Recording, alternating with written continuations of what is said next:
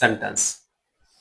And today in this part we are going to discuss how to change assertive sentence to exclamatory. Assertive to exclamatory.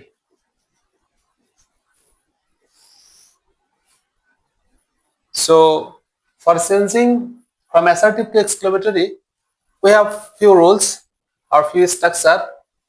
Let's have a look of it. Number 1, আমাদের যদি assertive থেকে exclamatory সেন্টেন্সে রূপান্তর করতে হয় তাহলে আমাদের ওই সেন্টেন্সটি লক্ষ্য রাখতে হবে যে ওই সেন্টেন্সটি অ্যাসার্টিভ সেন্টেন্সটি ভেরি অথবা গ্রেট দিয়ে শুরু হয়েছে কিনা বা ওই সেন্টেন্সের মধ্যে ভেরি অথবা গ্রেট আছে কিনা। এটা এক নম্বর কথা। যদি ভেরি অথবা গ্রেট থাকে এবং ওই সেন্টেন্সটির মধ্যে যদি এ অথবা অ্যান থাকে তাহলে তাকে আমরা অ্যাসার্টিভ থেকে এক্সক্লেমেটরি রূপান্তর করতে হলে ভেরি অথবা গ্রেট থাকবে ওই ভেরি অথবা গ্রেটের পরিবর্তে আমরা হোয়াট দিব। তারপরে যে এ অথবা অ্যান্টি থাকবে সেটা আমরা দিয়ে দেব।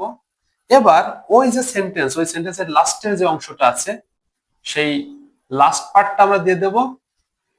তারপরে যে প্রথমের যে অংশটুকু আছে বা ফার্স্ট পার্ট সেই ফার্স্ট পার্টটা আমরা দিয়ে দিব।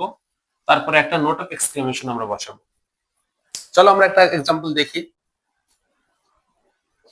It is a very beautiful picture.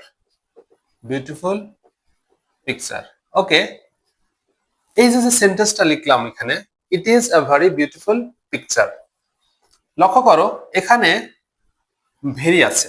বলেছি অ্যাসার্টিভ সেন্টেন্সে যদি ভেরি অথবা গ্রেট থাকে এবং সেই সেন্টেন্সে যদি এ অথবা অ্যান থাকে, অর্থাৎ ভেরি অথবা গ্রেটের আগে যদি এ অথবা অ্যান থাকে তাহলে আমাদের নিয়মটা হবে প্রথমে হোয়াট বসাবো, তারপরে যে এ অথবা অ্যানটি আছে সেটি বসাবো, তারপরে যে লাস্টের অংশটুকু আছে সেটি বসাবো, তারপরে ফার্স্টের অংশটুকু বসাবো। লক্ষ্য করো এখানে আমরা ভেরির পরিবর্তে দিলাম হোয়াট, তার আগে কি আছে এ আছে দিয়ে দিলাম।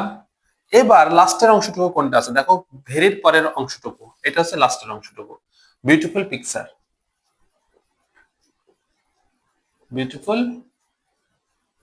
পিকচার। এবার ফার্স্টের অংশটুকু কি আছে, ইট ইজ। তারপরে কি দিয়েছি, একটা নোট অফ এক্সক্লেমেশন। দেখো কত অনায়াসে হয়ে গেল, it is a very beautiful picture. এটাকে রূপান্তর করতে হলে what a beautiful picture it is. Okay, roll number 2, এই ভেরি অথবা গ্রেড যুক্ত বাক্যে যদি এ অথবা অ্যান না থাকে তাহলে কি হবে? এখানে যদি থাকে, থাকার ক্ষেত্রে হলো হোয়াট, তারপরে এ অথবা অ্যান, লাস্টের অংশ ফার্স্টের অংশ। আর ভেরি অথবা গ্রেড যুক্ত বাক্যে যদি এ অথবা অ্যান না থাকে তাহলে কি হবে? লক্ষ্য করো এখানে,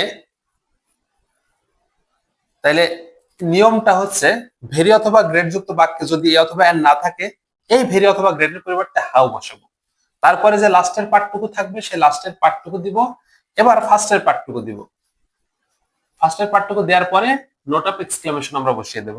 চলো একটা এক্সাম্পল আমরা দেখি। The bird looks very beautiful. এখানে লক্ষ্য করো ভেরি আছে, এই ভেরি যুক্ত বাক্যে এ অথবা অ্যান কিন্তু নেই। যদি ভেরি অথবা গ্রেড যুক্ত বাক্যে এ অথবা অ্যান না থাকে তাহলে আমাদের সর্বপ্রথম ওই ভেরি অথবা গ্রেডের পরিবর্তে আমরা কি দেব, হাউ। এবার লাস্ট অংশ কি আছে, বিউটিফুল। এবার ফার্স্ট অংশ কি আছে, দ্য বার্ড লুকস। এবার শেষে note of exclamation. I hope this will help you. Thank you.